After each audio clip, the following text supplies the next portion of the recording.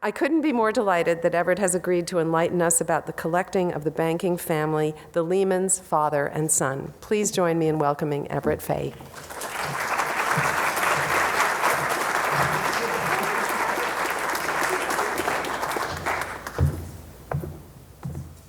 Thank you, Inga.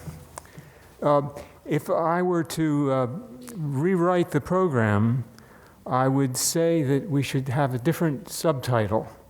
And for that, I take the words of Philip Lehman, saying that he would only buy the best pictures that he could find. Here you see a photo taken from a passport of Philip Lehman. Let me get this. And here you can see his son, Robert, in his apartment on Park Avenue. First, I'd like to say a few words about them, and then talk about their diverse collections.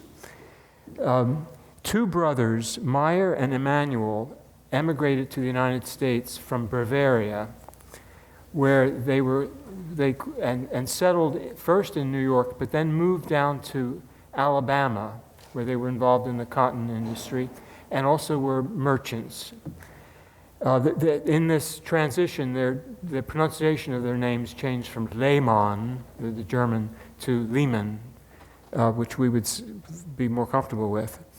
And they they settled in Montgomery, and were partisans of the Confederate cause during the Civil War. And after the war, they moved to New York and really concentrated on banking. Why did they become art collectors?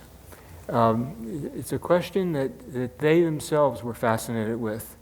They, of course, had the money, and I would say that they were associated with contemporaries who were fine collectors.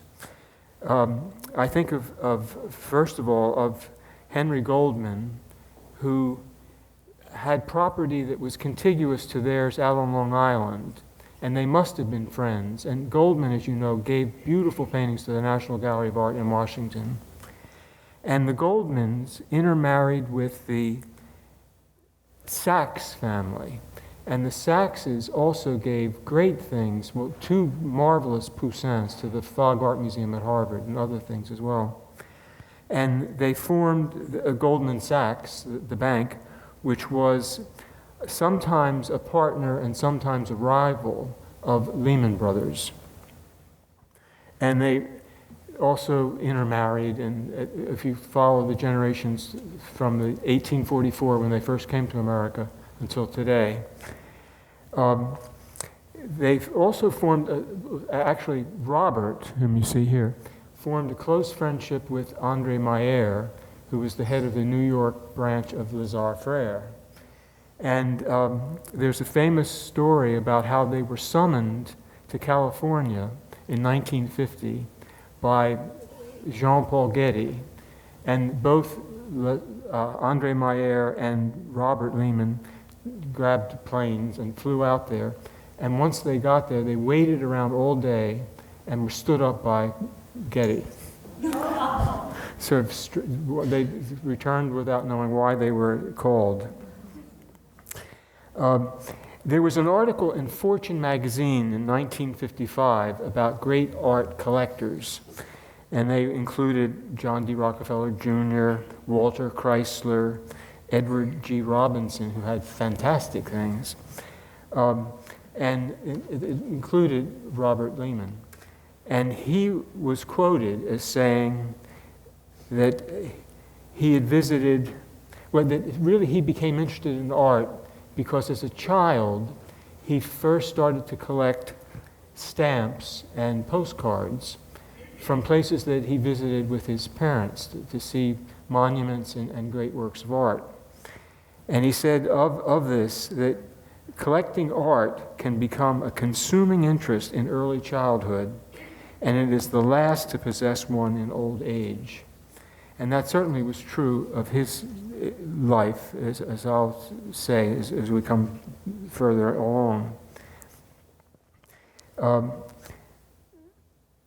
Philip, whom you see there, was Robert was the only child to become a banker of this generation.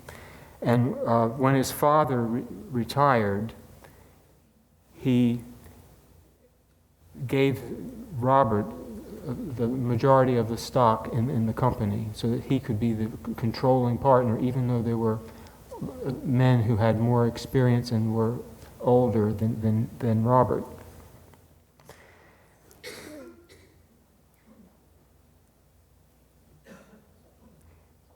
Robert, though, got a reputation for being the great collector. In fact, we say today the Robert Lehman collection, in a way not realizing that most of the great things were purchased by Philip.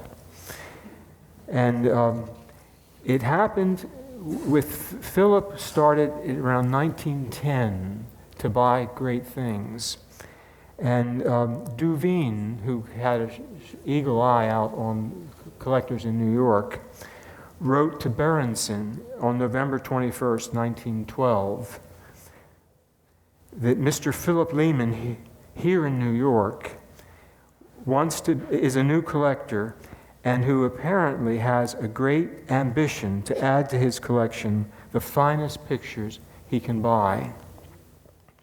And if we look at what he did, this is one of the early acquisitions that the father made. And what I found when I looked into this was that the son would buy smaller, cheaper versions or pictures by the same artist. And where one masterpiece, this is the creation of the world and the expulsion from paradise by Giovanni di Paolo, a 15th century Sienese painter. This holds the wall in the Lehman collection and now downstairs. Having a bunch of predella panels and cut up pieces doesn't really change your idea of his stature the way a picture like this does. Talking to some of the speakers today, I mentioned that one of the difficulties I encountered was finding out when these pictures were purchased, because records were not kept in a systematic way back at the beginning of the century. And one only can find out from other books, articles, that something will be purchased. And I'll show you a Bellini in a minute, where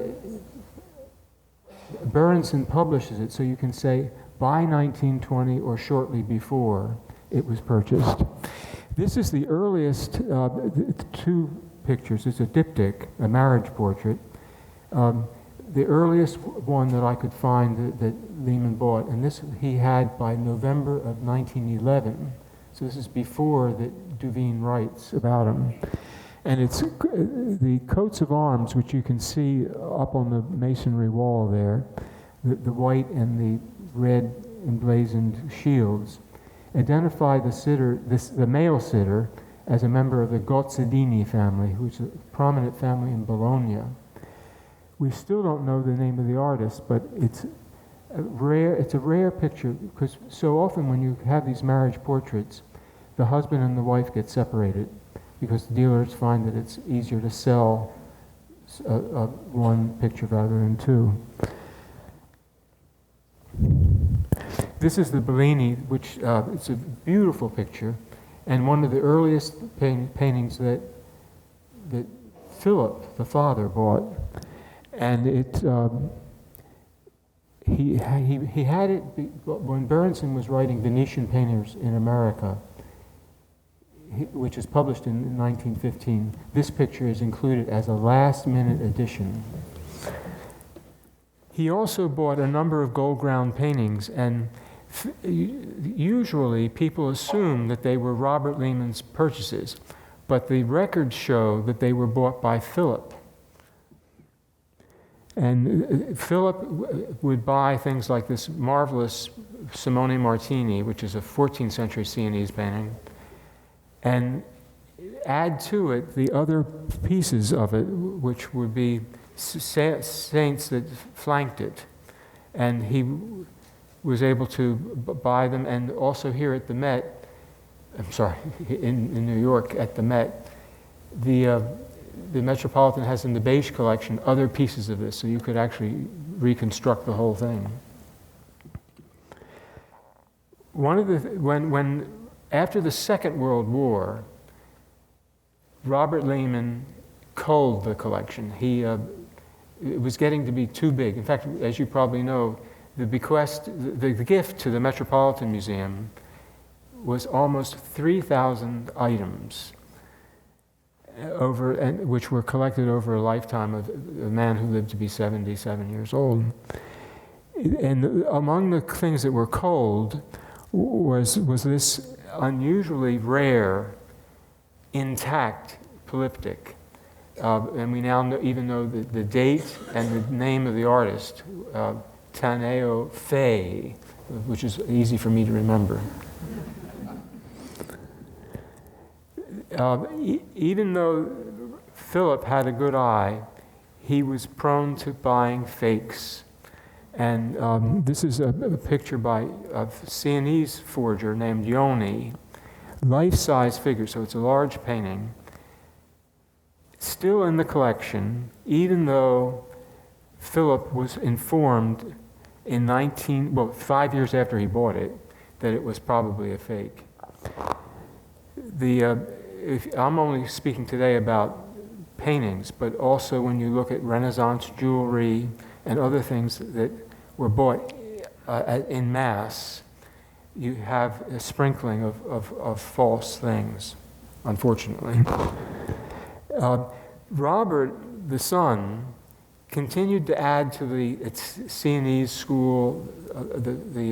This is a picture by Sano di Pietro, which has recently been identified as the center of a large polyptych with 8 other panels.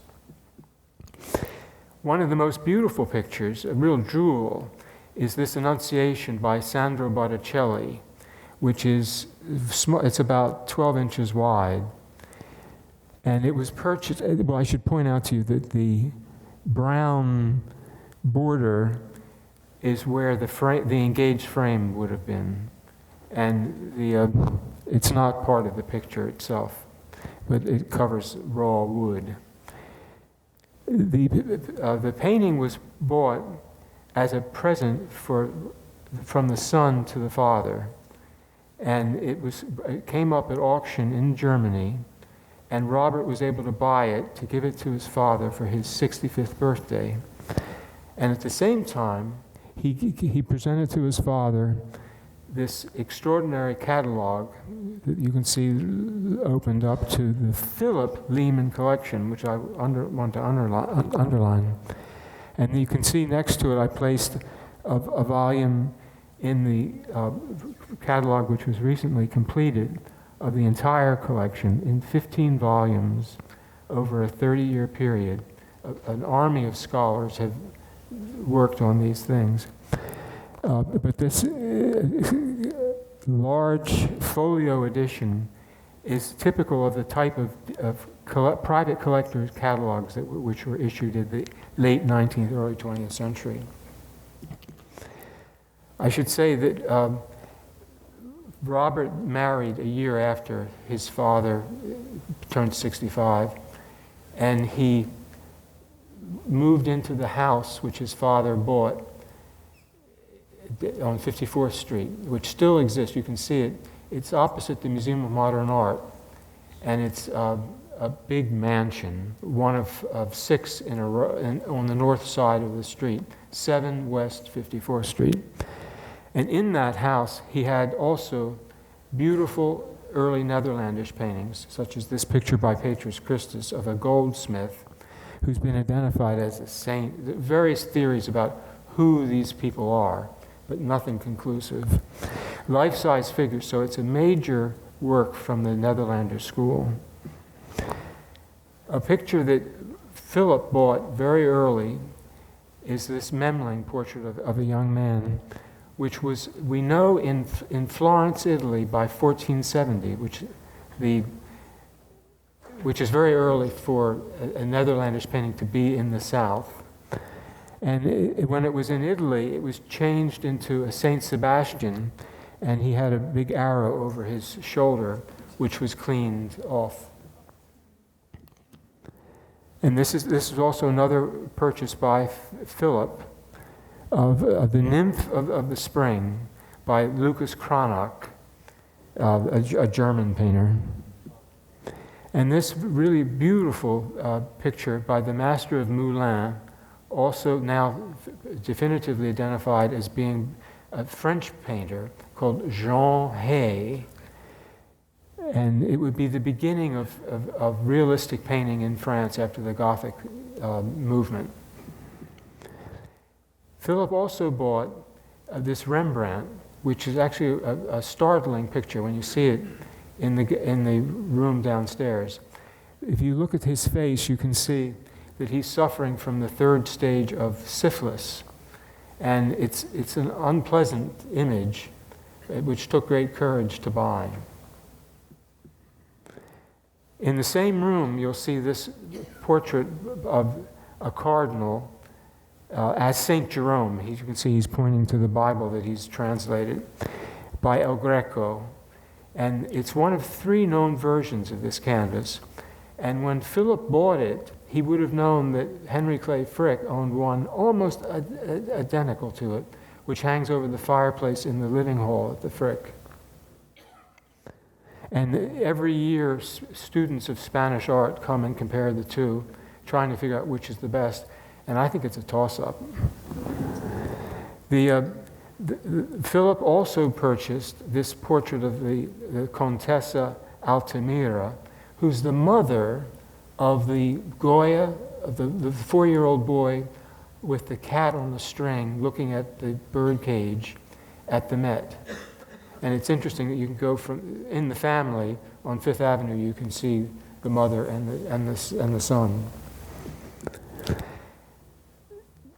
To turn to Robert, he took no interest in what was happening in New York in the art world. When you think of what we've been through with Jackson Pollock, with Cubism, and every other movement. But he would go at least once a year, often twice, to Europe, where he followed the movements that were there that were realistic. And this Balthus, which is a life-size figure, life-size nude, is an example of what his taste was inclined for. Unfortunately, or I say unfortunately, he, during the war, became enamored with the School of Paris. And I think I've got some, oh, no, I'm sorry. This is the greatest thing that Robert ever bought, which is the Ang Princess de Broye. And it's a cousin, or let's say it's comparable to the Frick Comtesse d'Haussonville, which you know well here at the Frick. Robert wrote to Berenson to say that this was their most beautiful painting, and I would agree with him. But this is really the exception of what you get in the Robert Lehman collection. And too often, you see these dreadful School of Paris pictures, and there are dozens of them in the storeroom and not shown. There's another one. And when I visited Lehman, as a student, going to the house on 54th Street and then to the apartment, these things were in the closets, in the bathrooms. They were from floor to ceiling. And here you can see Robert with his second wife in the Metropolitan Museum in 1950 when the Met organized an exhibition of 60 of his paintings. And the galleries were where the Netherlanders pictures are now, where the Jan van Eyck and the Bruegel are. These 60 pictures were hanging. But Robert, the Met hoped that they would stay, but Robert pulled them out and had a kind of rocky relationship, as any of you know who've read Tom Hoving's books, with the Met. And it wasn't until he was dying of cancer that a arrangement was worked out with the wing, which I'll show in a second. Here you can see the silver, the glass pavilion in Central Park, which is the top, or the dome of the Lehman wing. This is a photograph showing the interior, and one of the stipulations that Robert Lehman made was that the new wing would incorporate rooms that would reflect the rooms in 54th Street. And they're hung with brocade and have comfortable furniture for sofas for sitting and things of that sort.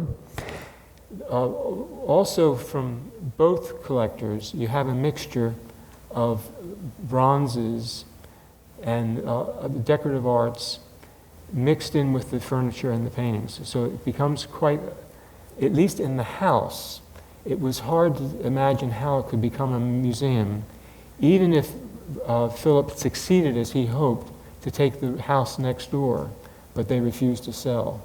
So that he was boxed in to this narrow space. If I may conclude on a personal level, I should mention these two pictures by Giacometto, which are about 5.5 inches tall. So the slides completely distort their scale.